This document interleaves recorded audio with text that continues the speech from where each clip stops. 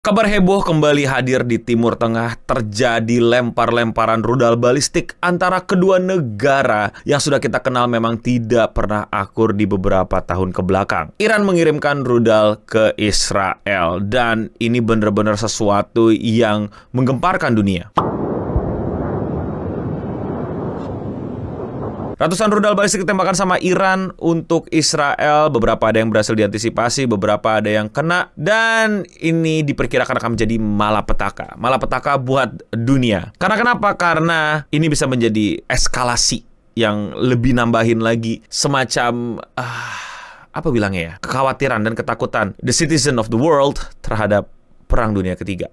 Jadi apakah ini berpotensi menjadi perang dunia ketiga? Dan kenapa tiba-tiba Iran ngirim rudal ke Israel? Nggak mungkin karena ada campur tangan antek-antek asing dong? Betul dong?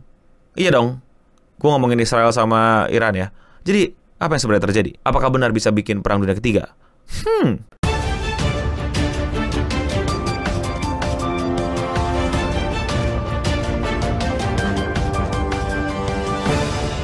Pada bulan Juni 2025, Iran meluncurkan ratusan rudal balistik terbang di angkasa menuju Israel. Dan banyak banget video yang bisa kalian lihat bagaimana rudal-rudal tersebut berhasil, ada beberapa yang diantisipasi dan berhasil ada beberapa yang kena targetnya.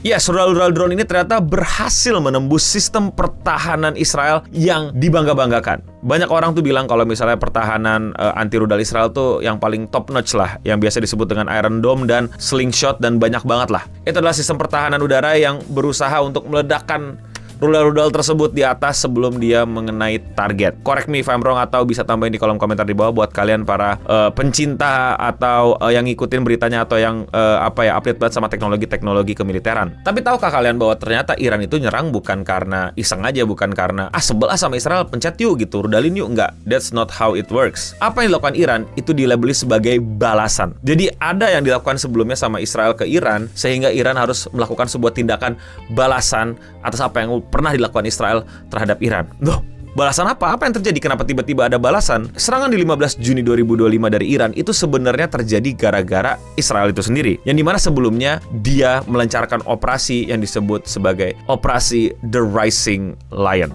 Back the Iranian threat to Israel's very survival. This operation will continue for as many days as it takes to remove this threat.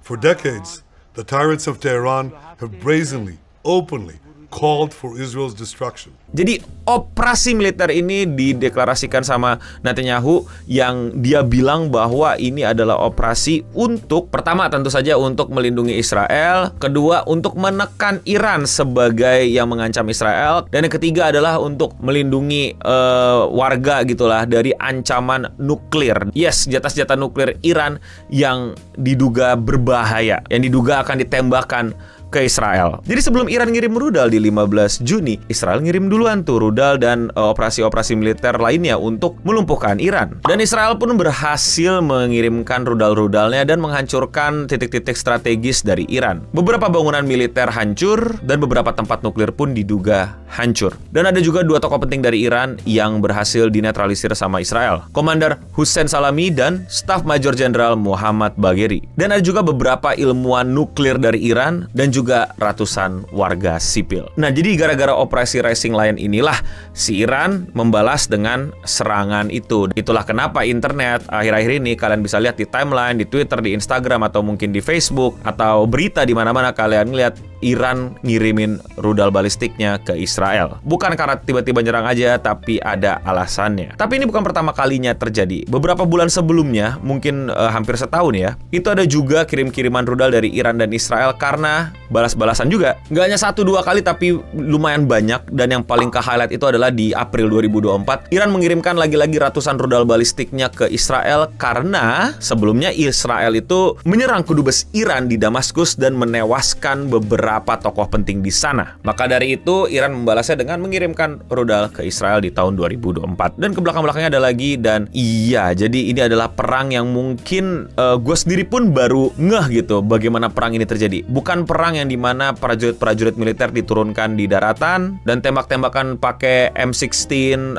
AK-47 atau yang biasa kalian mainin di COD, Battlefield. Enggak, modern warfare itu ya rudal-rudalan kayak gini, canggih-canggihan gimana caranya kamu mengirimkan bahan-bahan peledak yang terbang di angkasa dan mengenai targetnya dengan tepat, dan defense yang baik, gimana caranya sebelum itu rudal nyampe ke sasaran dihancurin dulu di atas. Kita udah punya belum ya? Ini gue bertanya beneran dengan nada penasaran ya. Coba mungkin bisa dibantu di kolom komentar di bawah. Oh ya, bahkan ya ini bukan perang. Yes, secara resmi tidak ada semacam deklarasi perang yang sesuai sama standar internasional. Mereka bilangnya ini operation, special operation, military operation. Tapi ya secara retorika juga udah bisa kita sadari bahwa ini memang perang dan mereka sudah di tahap yang kirim-kirim militer walaupun masih belum orang, melainkan rudal. Kabar terakhir, ada sekitar 270 rudal balistik yang dikirimkan Iran ke Israel. Ratusan rudal berhasil diintercept dan kira-kira ada 22 rudal yang berhasil mengenai target sasaran. Jumlah korban tewas masih menghitung, namun sudah dipastikan ratusan orang mengalami luka-luka. Beberapa titik vital pemerintahan dan militer juga terkena target, dan bangunan di sekitarnya yang juga terkena rudal dan juga ikut kebakar. Dan iya, ini bukan bercanda dan ini bukan sesuatu yang gue harapkan terjadi, dan memang udah sering gue sebutkan dari Ukraina Rusia, bahkan di India Pakistan. Ya bisa jadi banget ini adalah pemicu perang dunia ketiga. Karena kenapa? Karena mereka ini negara nggak sendirian, mereka ini punya teman-teman. Sesimpel Israel udah pasti ngebro banget sama Amerika, dan tentu saja Amerika dan NATO dan teman-temannya ngebelain Israel dan bilang The US was not involved militarily in the attack but did receive advance notice and provided intelligence. American officials tell us the US is now defending Israel, helping to shoot down those incoming missiles. A White House official confirms that yesterday President Trump spoke to Israel's Prime Minister Netanyahu and met with his National Security Council in the Situation Room as fears grow that this could become a wider regional war. Iran, hati-hati jangan sampai kamu macam-macam ke Israel. Dan begitu juga dengan teman-temannya Iran seperti Rusia dan Cina yang bilang jangan macam-macam sama Iran. We strongly condemn Israelis attack on Iran.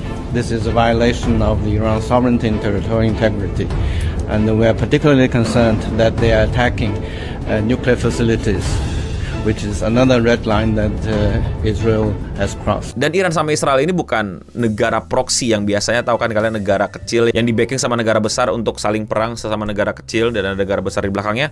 Iran dan Israel ini dua negara yang pemain intinya gitu, bukan lagi proksinya, dan ini lebih besar kemungkinannya untuk menjadi pemicu perang dunia ketiga. Dan Iran punya nuklir, Israel punya nuklir nggak bang? Nah mereka ini punya, cuman kayak diam-diam gitu, nggak boleh kasih tahu, nggak ada yang tahu gitu, nggak ada, kepo deh lu gitu. Jadi kayak semua orang udah tahu kalau Israel tuh punya nuklir gitu, tapi nggak mau dikasih tahu secara detail, secara jujur ada berapa dan gimana gitu. Makanya banyak orang di internet mengkritikan kayak, kok lu bikin operation racing lain untuk ngeberhentiin nuklir Iran, tapi lu sendiri nggak mau jujur lu punya berapa nuklir dan bakal dipakai buat apa tuh? Nah lo, ayo. Jadi itulah yang terjadi, dan lagi-lagi korbannya siapa? Ya rakyat sipil yang pengen cuman hidup tenang, bahagia, nggak hidup di bawah selongsong peluru ditembakkan. Dulu lagu-lagu gitu kan, apa God save us everyone gitu kan, we are people screaming with the loaded gun gitu kan. Sekarang screaming under the flying missile ballistic.